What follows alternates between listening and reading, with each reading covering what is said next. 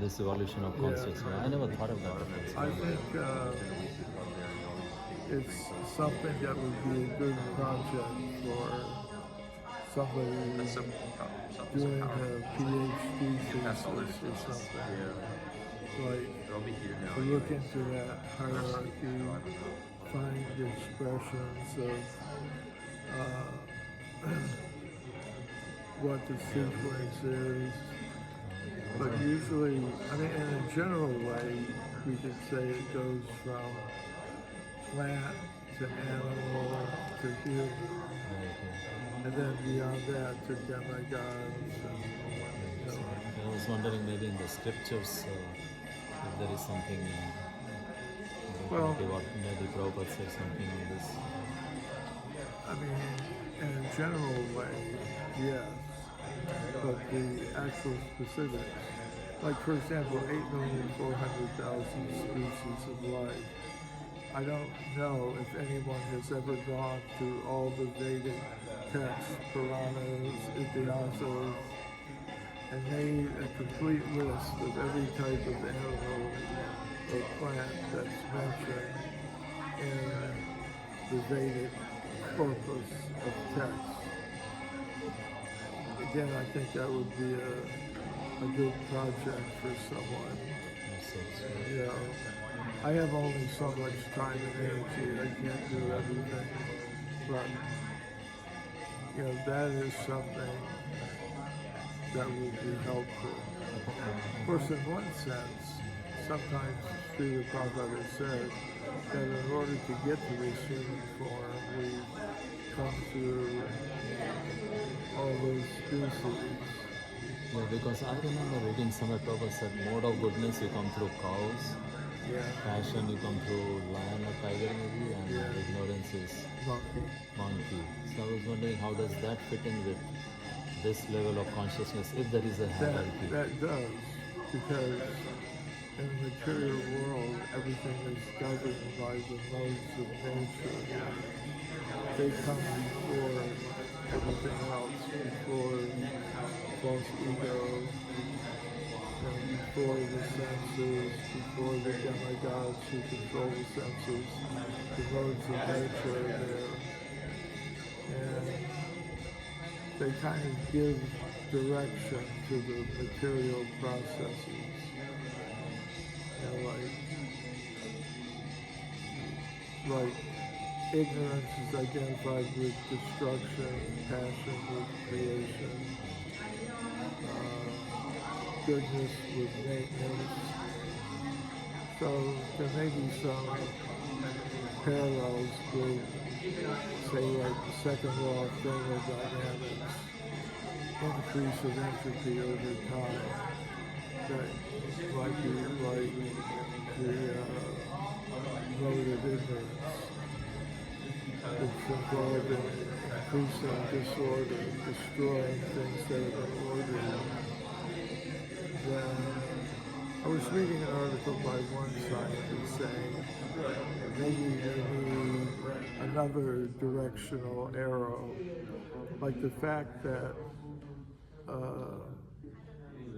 physical processes go through this increase in entropy is not demanded by the laws of physics. The laws of physics are reversible. So you can go in the direction of decreasing entropy according to physical laws.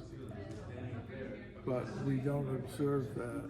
We don't see that in a glass of water at room temperature that ice cubes form in it.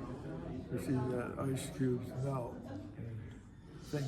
So there's an arrow of time that pushes theoretically reversible physical processes in one direction only, increasing entropy. So the scientist was proposing maybe there's another separate arrow of time that results in decreasing entropy, in other words, more complex structures. And I think that may be parallel to the mode of passion, which is about constructing and making and organizing things. How do we, now that India has successfully done a moon landing, how Yes. to answer this point when Prabhupada says we cannot go to the moon? Well, Moon is further away from the sun. So what is a good point well, to answer? my personal way, which I'm not saying everybody has to follow, but my personal way is to look at everything Prabhupada said. Sometimes he said they went, but they just brought back some rocks. They went, but they weren't able to stay. Sometimes he said, he compared it to like a person who comes to the airport in New York City, JFK Airport, goes to customs and immigration. They tell him, you don't have the proper visa, you can't come in. Go back to where you came from. So in that case, the question is, did he go to New York? In one sense, yes. He went to the physical location of the airport, but he didn't get through customs control. And Srila Prabhupada also said, if a strange airplane enters the airspace of your country, the military will force it down in some uninhabited area. You know, keep it away from the cities. So sometimes he said things like that, which indicate to me that, well, yes, they may have gone to the physical location of the moon, but they did not enter the inhabited region. Okay. So inhabited region could be more subtle, and they have no license to get into that They subtle. have no visa.